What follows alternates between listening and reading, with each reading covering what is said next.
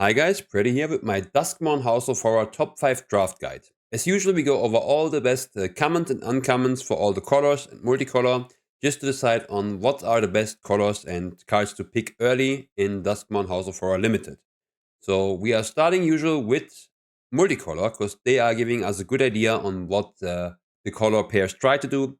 For me, the best uncommon is Oblivious Bookworm. It's a 2-mana 2/3 Simic creature.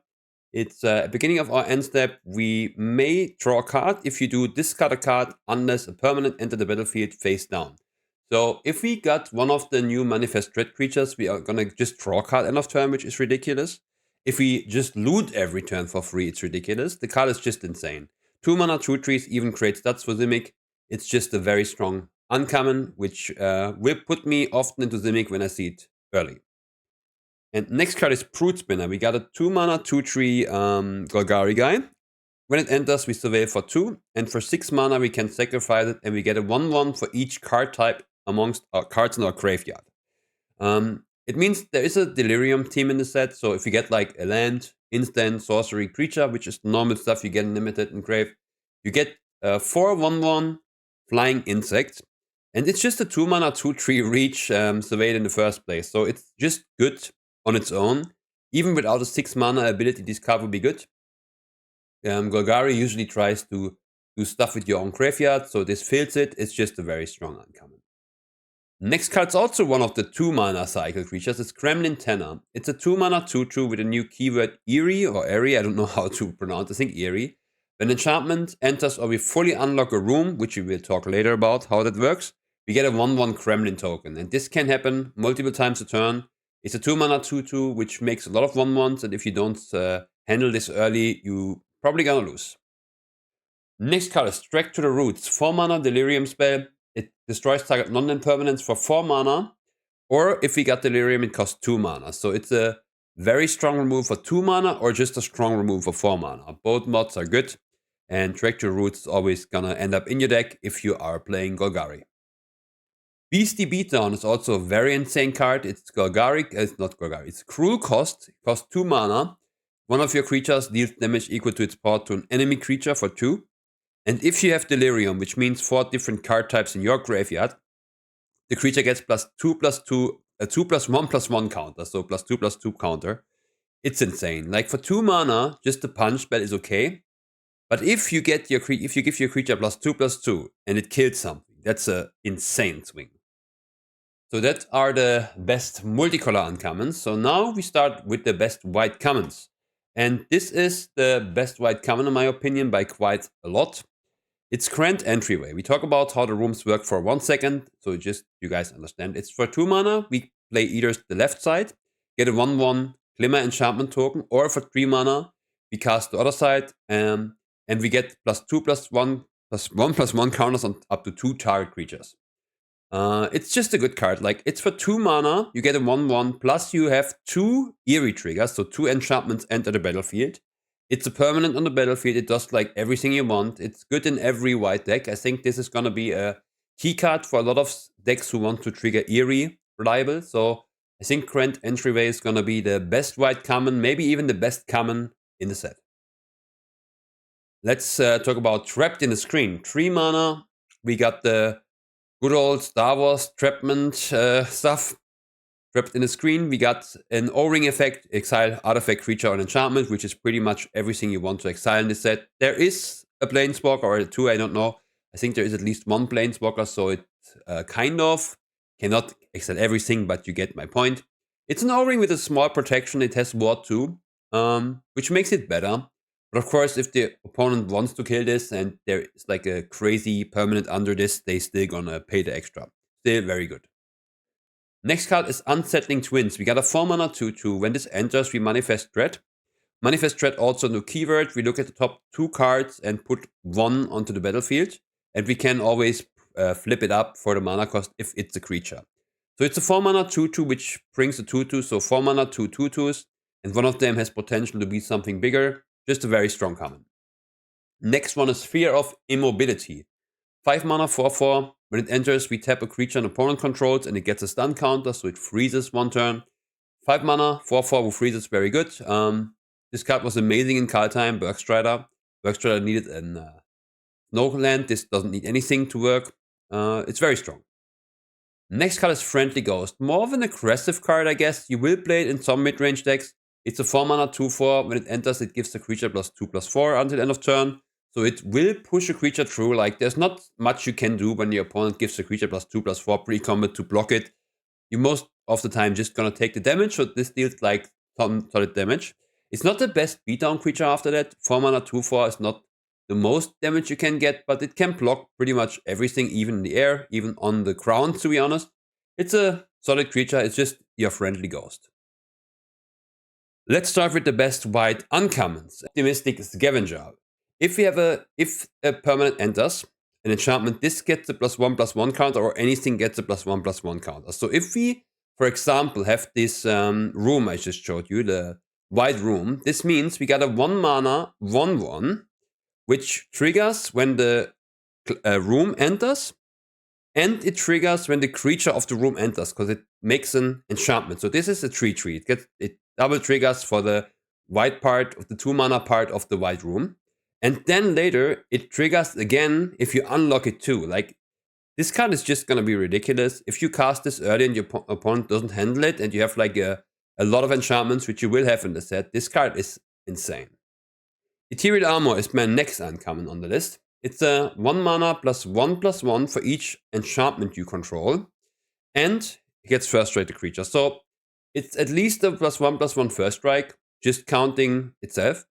And we have a lot of enchantments in the set, so this gets up to like a 5/5 real quick, a +5/+5 effect. So this is gonna be a very annoying card in an aggressive deck, and high pick for those. Another cool card is Fear of Abduction. Fear of Abduction. 6-mana 5/5. You have to exile a creature a creature you control as this enters, and exile an opponent creature. 6-mana 5/5 flyer. When this creature leaves the battlefield, each permanent goes back in their owner's hand. So we get our creature back, and the opponent get their creature back, which means we most likely did like remove something small we controlled, maybe with an enter the battlefield ability. And we most likely removed like a big permanent opponent control, maybe even a token. So if they kill Fear of Abduction, it's a benefit for us to get our creature back. And it's not coming back to the battlefield, it's coming back to our hands. So it's even a little bit better than that, because in hand you can like, it's more punishing if you target something big the opponent controls, because they have to repay the mana. But if they don't kill this, they just die. It's a 6-mana 5/5 flyer. Glimmer Seeker, it's a 3-mana 3/3. Survival, a new keyword too. If this is tapped after the first combat step, the second main, this triggers. And this makes a 1/1 if we don't control a 1/1 enchantment creature. Which means another eerie trigger, which means just a 1/1, just value. And there is ways to tap this without attacking, but a 3-mana 3/3 will be able to attack on its own. Blitzkin Doll is a 2-mana 2/1. When it enters, draw a card, then discard a card unless you control a creature power 2 or less. So it's either a 2-mana 2/1 looter, or it's a 2-mana 2/1 draw 1.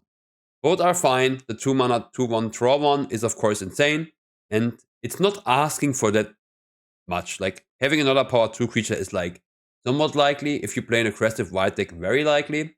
And if you don't, it's still okay. Let's go with the best blue commons. For me, Glimmerburst is the best blue common. It's a 4-mana draw 2 card effect, so an inspiration, and we get a 1/1 Glimmer enchantment. Again, the eerie triggers are very relevant in the set. So for 4-mana, we draw 2, which is not amazing nowadays, like when it comes to value and stuff. But since this triggers instant speed eerie and makes a 1/1, it's actually good. Next room, again, I explain the room one more time because I messed up the first explanation. Sorry for that. For 1-mana, we play a card which makes, when you unlock this door, surveil 2. So 1-mana, surveil 2. And the other card is Slimy Aquarium, which means whenever you unlock this door, manifest threat and put a 1/1 counter. So 4-mana for 3/3, or 1-mana for surveil 2. You can decide which side you play first. And whichever side you don't play, you can pay the mana later to unlock the door and then trigger that side. So you always get both sides of this card. You can just decide which you want first. And yeah, it means eerie triggers multiple times of those cards when they enter, when they unlock. And yes, that's what I want to say earlier. Sorry for messing it up. Let's keep going with Unable to Scream. It's a 1 mana enchantment aura for creature loses everything and becomes an O2 token, no abilities. And we have, as long as the creature face down, it cannot be turned face up. So it's a quite nice cheap removal for blue. It costs only 1 mana.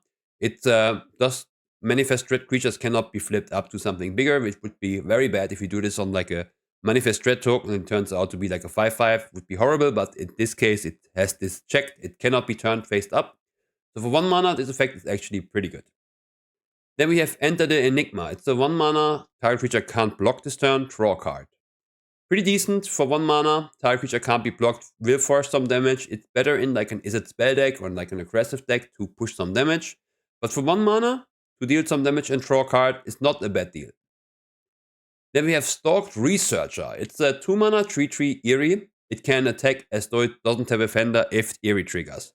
I think this creature will be good in like the bluish decks with control elements in it. So you just have early game big creature to block, and late game you can attack like proccing Eerie is not super hard. Of course, it's still something you need to do. But Stalked Researcher, I think there will be decks where you play 3 or 4 of them and you are happy with them. The best blue uncommon for me is Unearthing Grasp, aka Better Man of War. It's a 3 mana, manifest threat, bounce a non-land permanent to its owner's hand. It can even bounce your own stuff. It manifest threat is of course better than a random 2/2 average. So this card is just an amazing card, which you will always play. You will always be happy. I would probably play each copy I get. It's just a very strong magic card.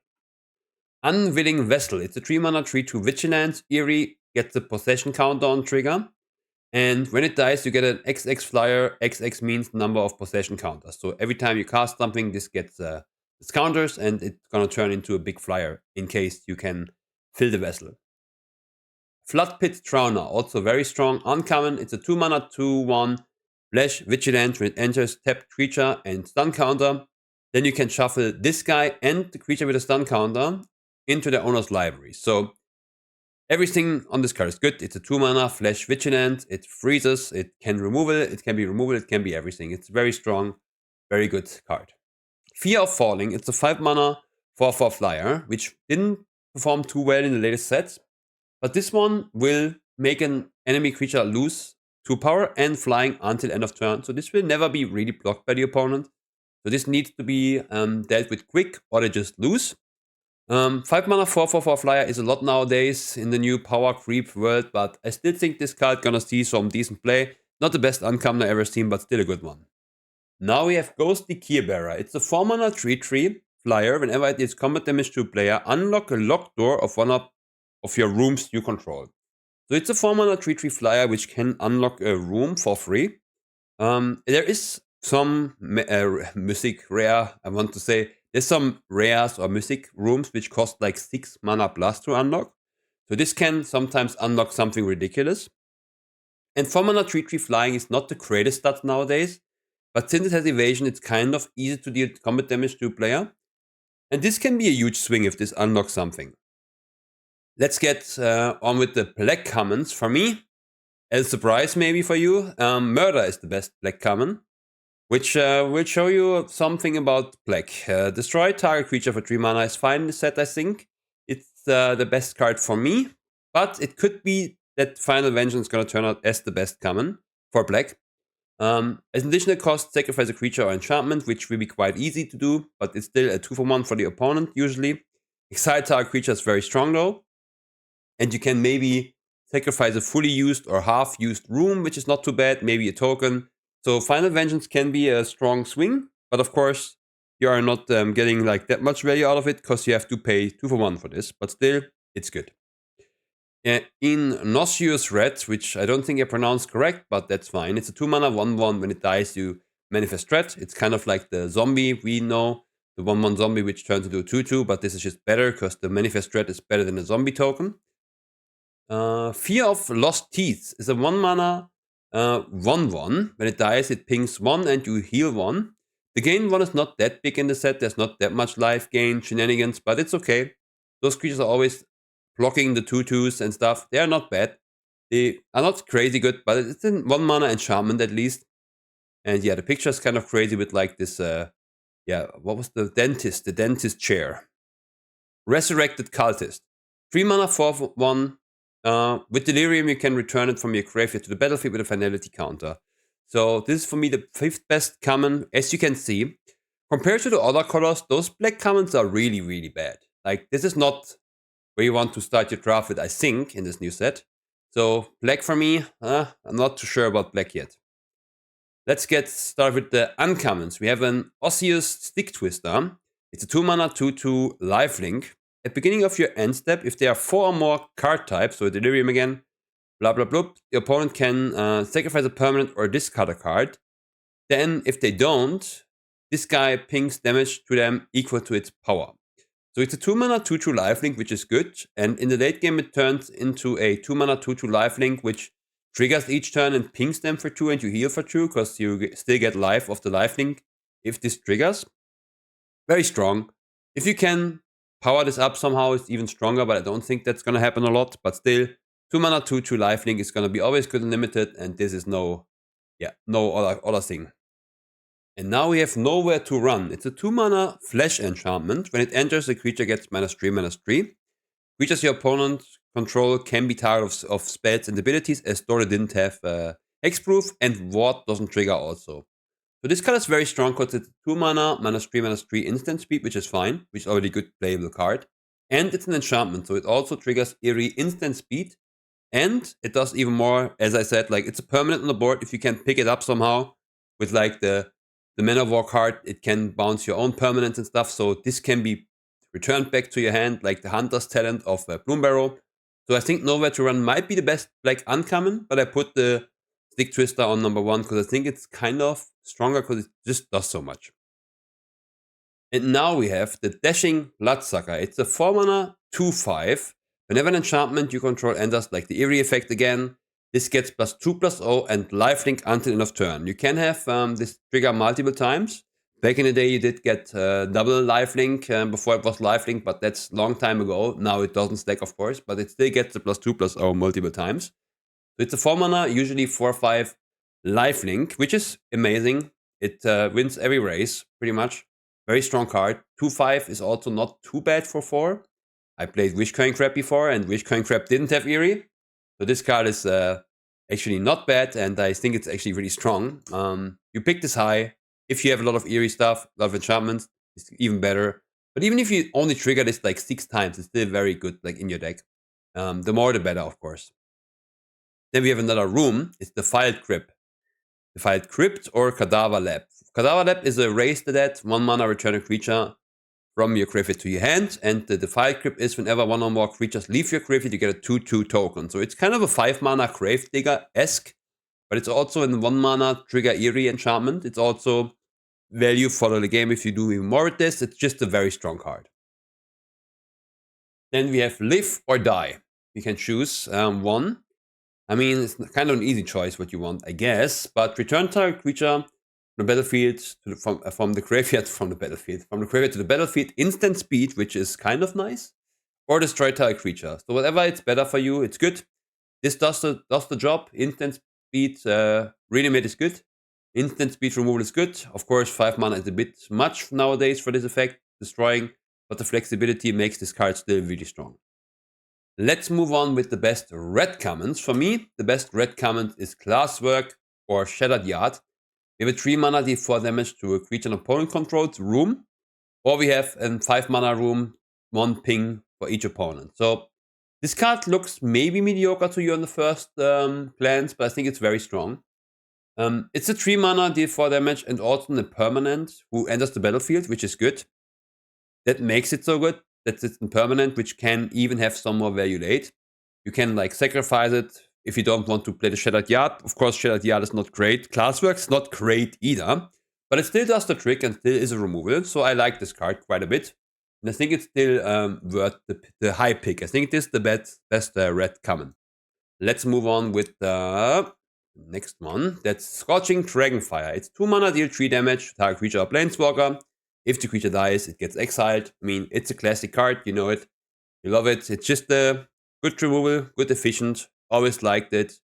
It was never bad in limited. It will never be bad in limited, hopefully, in our lives. But the power creep, we never know. Then we have a 1/1 haste creature, Clockwork Percussionist. It's a when this dies, exile top 2 cards of your library. You may play those until end of your next turn. So if this dies enemy turn, you still can play it your turn. It's a 1/1 which puts some points of damage in before it dies to just cycle into a card, which is good. You like this card in your aggressive red decks. I would not mind playing some of those in my decks. It depends, of course, if your deck is Giga Control or like very slow. I don't think you want those, but if you care about damage, I think you want them.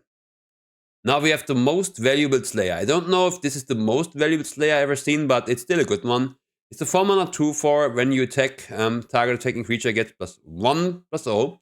So we can make combat better for the attacking creature, which is always nice. Combat, like if cards have combat impact, they're always good and limited. And this card, I wouldn't be surprised if it would be even better than like some other cards here on the list. I think this is still a good card.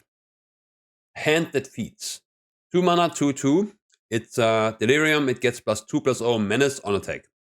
So it's a fine 2-drop for your red decks. If you can get Delirium somewhat quick, this card, of course, gets a lot value. 4/2 menace is nice. 2/2 is, of course, just a Grizzly Bear nowadays. It's still okay. But it, of course, shines if you can have the Delirium somewhat early, which is not easy. Now we have the best red uncommons. For me, the best is Razorkin Hordecaller. It's a 5-mana 4/4 haste. Whenever you attack, you get a 1/1 Gremlin. So it's gonna take most of the time itself. It doesn't need to. Like if there is a spot where your opponent has like a 6/6 or something, and you just have like a small flyer, you just need to attack and get a 1/1. It's a nice line that it doesn't need to attack itself, but if you cast a 4-mana 5/5 haste, usually you want to attack. 5-mana, not 4-mana. Then we have the next room. It's Painter's Studio or Defaced Gallery. It's 3-mana, light up the stage kind of. Whenever you unlock the first site, exile top 2, you may play them until the end of your next turn. So it's a 3-mana, light up the stage. Or Defaced Gallery, 2-mana, whenever you attack attacking creatures +1/+0 until end of turn. Which is good. No matter, like, each side is fine. It's good in the right deck. It also, I say this a lot in this video, but it matters a lot. Eerie triggers again. So I think those rooms are a little bit better than they look. And I also think this card is quite good. Now we have Fear of Burning Alive, another crazy worded card. 6-mana 4/4. When enters, it deals 4 damage to each opponent. On Delirium, whenever a source you control deals non-combat damage to an opponent, Burning Alive, Fear of Burning Alive deals that much damage to target creature. So this is 6-mana 4/4, ping 4 face, ping 4 creature on Delirium.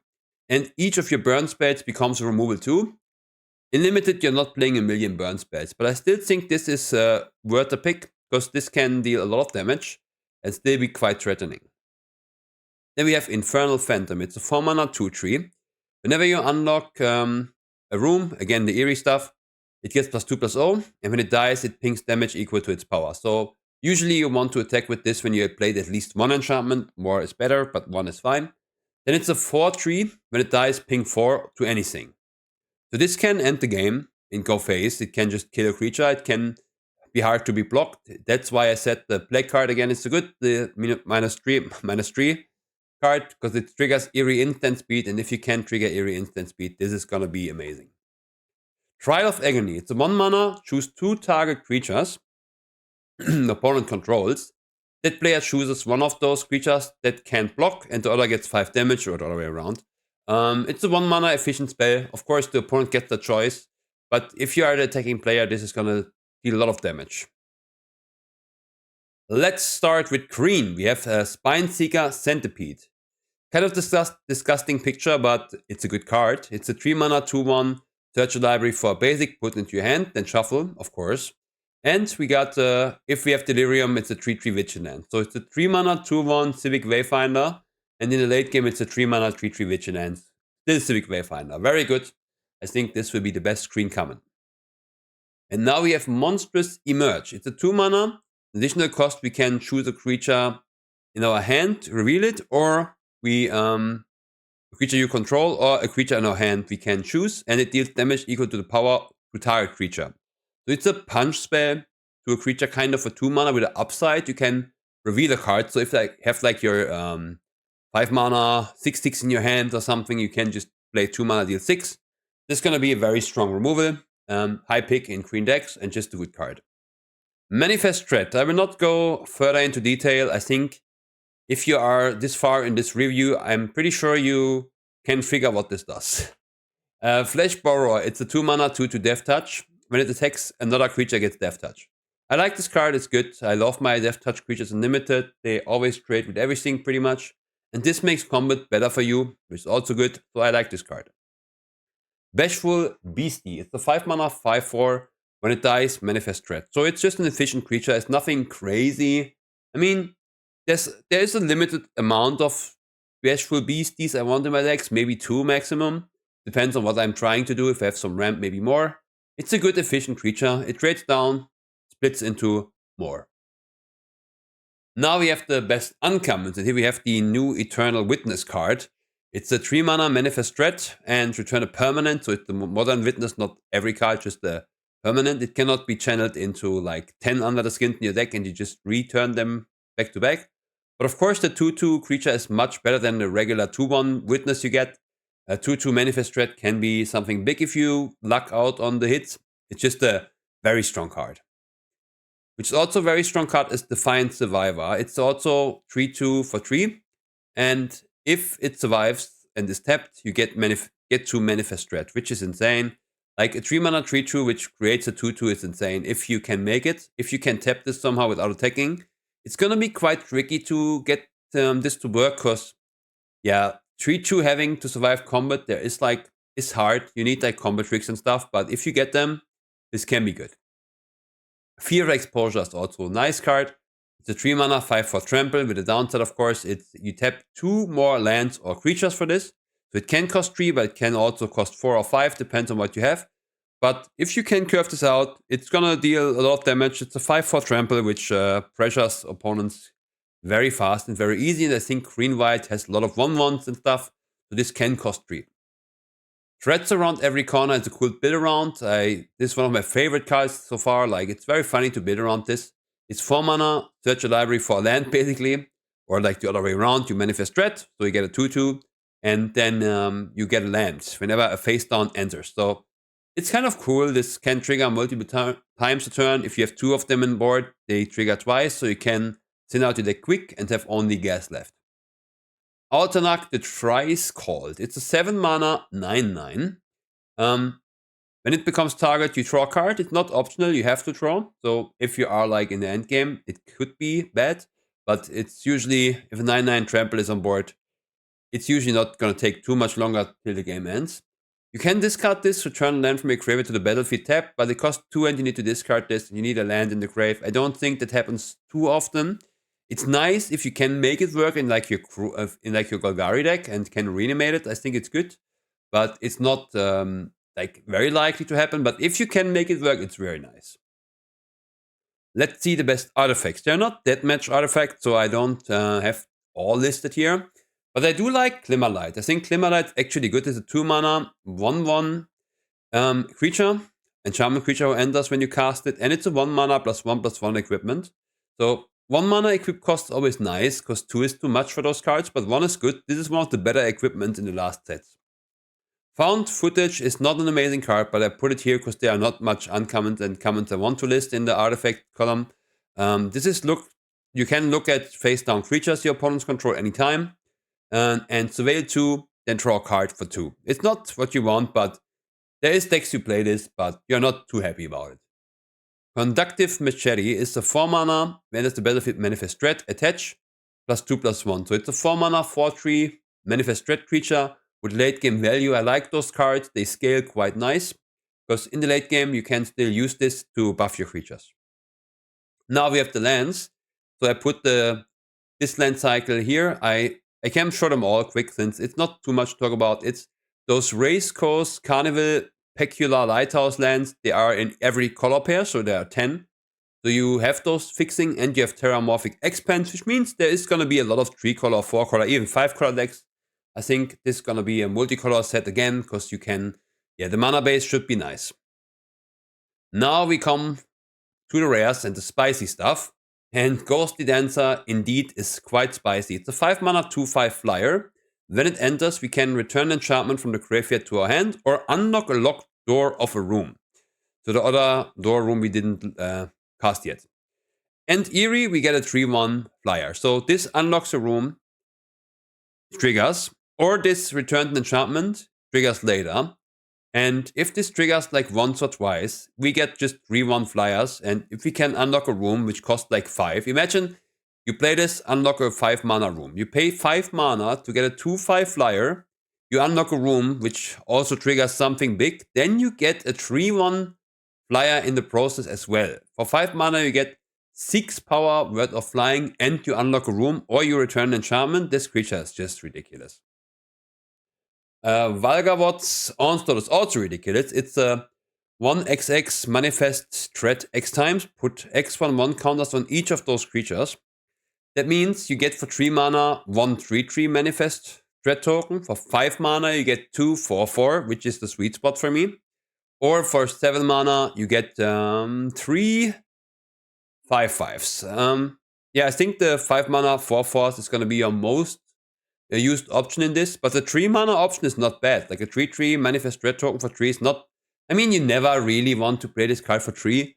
You're always gonna aim for 5 minimum, and the higher the better, of course. I mean, if I have 10 mana, I want to use all of it into this, obviously, but this card is just ridiculous and efficient on every curve. The Swarm Weaver is also very strong. It's a 4 mana Golgari. When it enters the battlefield, get 2 1/1 flyers. And if you have Delirium, those flyers have also Death Touch. Yeah, it's just a 4 mana 2/3. Enters 2 1/1 flyers. So it's just so much like stats already for one card and just so much permanence for one card. And even they are going to be +1/+1 Death Touch creatures later on. It's just ridiculous. The card is, yeah, complete spoiler too. Now we have a card which I talked in my German version of this video as well. It's, of course, I talked about all the cards, but I say the same about this card. This is one of those cards that looks like a 5 mana artifact. They are always garbage in the Mythics. You just see 5 mana artifact, this is garbage. But then I read this and I'm like, oh. So this is gonna be 5 mana for a enchantment equipment, which gives +2/+2 Death Touch lifelink, and you get a manifest threat attached to it. So it's a 5 mana 4/4 Death Touch lifelink, and in the late game you can sacrifice creatures to re-equip this to something else. This card is insane. Like it's gonna win so many games. It's the 4/4 is hard to beat already, and if you get to handle it, they can just sacrifice their smallest thing and equip their biggest and have another huge lifelinker. You're never gonna raise this card. It's just like, yeah, I don't want to say it's a better skull, but it's kind of a better skull. Twitching Doll. It's a 2 mana 2/2. Add 1 mana of any color. It means and it gets a nest counter. And then you can later tap, sacrifice it, and get 2/2 reach creature for each counter on it. Yeah, I don't need to talk much about this. It's a 2 mana 2/2 ramper. If you don't handle it, your opponent's gonna get like 3 or 4 2/2s reach late game. It's doing everything early game because it rams. It has 2/2, which is fine for a 2. If you can sack it later, you just win 2. It's just, for a ramper, it's as ridiculous as it gets. Now we go to the Mythic rares. Then we have on 1, for me, Overlord of Mistmoors. The new Grave Titan, the better Grave Titan, I would say. It's a 7 mana 6/6. When it enters, you get 2 2/1 flyers. And you can pay the impending cost, a new mechanic, which means it enters the battlefield with 4 impending counters. And every turn you remove 1, and then it enters the battlefield. I mean, then it becomes a creature after you remove all. So it's for 4 mana. It triggers when it enters in impending, because this is not going to be suspended. It's going to enter the battlefield, already. And it's a 4 mana. You get 2 2/1 flyers. And then after 4 turns, it can attack and you get 2 more. So this card is going to be pretty unbeatable. If you face it, you're most likely going to lose on 4. If you face it on curve turn 7, also most likely going to lose. But that's how some Mythics are nowadays. Let's move on with Tiva the Pummeler. It's a 3 mana 3/3. You can tap other creatures, and then it gains indestructible and becomes tapped, which is really good already. Like, this is really hard to handle already. For 3 mana 3/3, becomes indestructible, instant speed, and you also can tap Summoning Sickness creatures because it says tap and not tap symbol. And for 5 mana, your creatures get +X+X, worst case +3/+3. So your board gets for 5 mana +3/+3 until end of turn, worst case. Yeah, this creature is also ridiculous. Overlord of the Boiler Bilge is also one of the impending cards here. There's like many of those. Every color has one. These two are the best for sure. It's a 6 mana 5/5 ping 4 anywhere, and you can also impending mana cost for 4 and just shoot something and then later again. It's just, yeah, very hard to beat. The Roller Crusher Ride. It's a 3 mana X legendary enchantment, Mythic. When it enters, you deal X damage up to X target creatures. So for 6 mana, 3 damage to 3 creatures. If you have Delirium, if a source would deal non-combat damage, you deal that much damage twice. So on Delirium, for 6 mana, 3 creatures get 6 damage, not 3. This card will also completely end games. It's just too much for the mana, and it can be flexible if you want to. Sometimes you need to ping 1/1. Sometimes you need a permanent. It's an enchantment. Sometimes you do what you have to do and do what, even for 3 mana, if you have to maybe trigger the ability with Delirium, it's just flexible and wins games. The Wandering Rescuer. It's a 5 mana 3/4 Flesh Convoke, double strike. Other creatures you control have hexproof or tapped. So you can just cast this instant speed, convoke it, and protect the creature the opponent wants to remove. And if that works, you save the creature and you get a 3/4 double strike on board, which is going to be hard to deal with. And it can block instant speed. You can always cast it with convoke. It's impossible to play around, and it's just going to be very strong. And now we go to the special guest. And the best special guest in this set is Damnation. It's a 4 mana Ras, of course. You know it, you love it. It's good. It's Ras used to be better than Limited. It's still good, but it used to be much better. Then we have a Phantasmal Image, which is one of my favorite cards from back then. It's a 2 mana, becomes copy of any creature on the battlefield. So of course it also enters the battlefield, triggers and stuff. And if it gets targeted, it dies, but it did already enough if that happens. And usually a limited opponent needs to play a spell to target this. There's not too much creature or abilities to just target this for free. So it still trades 1-for-1 and it can become something ridiculous. So Phantasmal Image is a fantastic card. Then we have Unholy Heat. It's a 1 mana, deal 2 damage, Delirium 6. It goes also to Planeswalkers if you want to.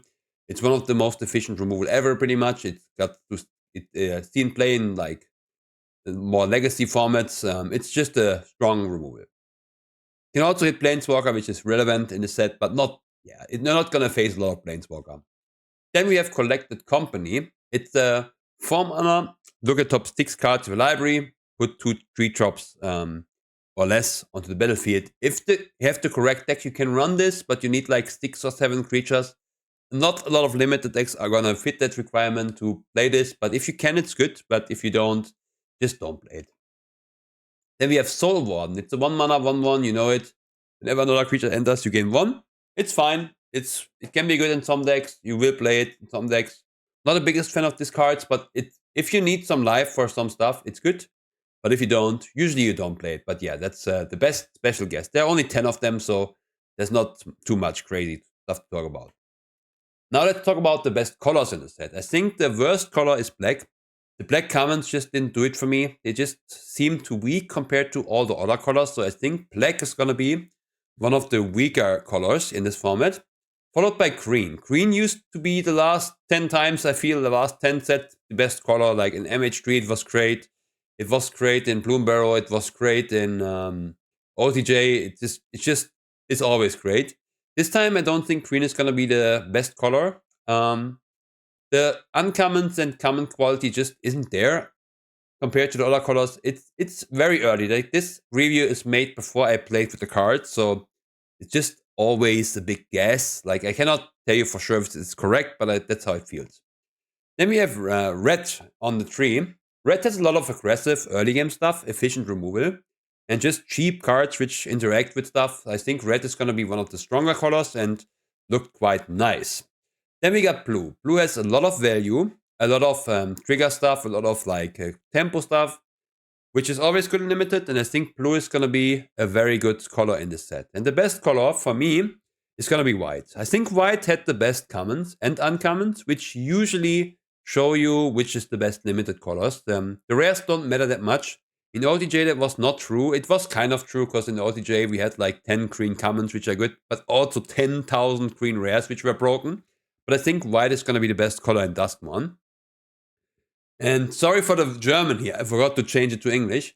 This is the end. Thanks for watching. If you got questions, you can always put them into the comment section. If you liked the video, would be awesome if you could leave me a sub and a like. And if you want to catch me live, which is most of the time in German, you can always join to my stream. Thank you so much for watching and see you guys around.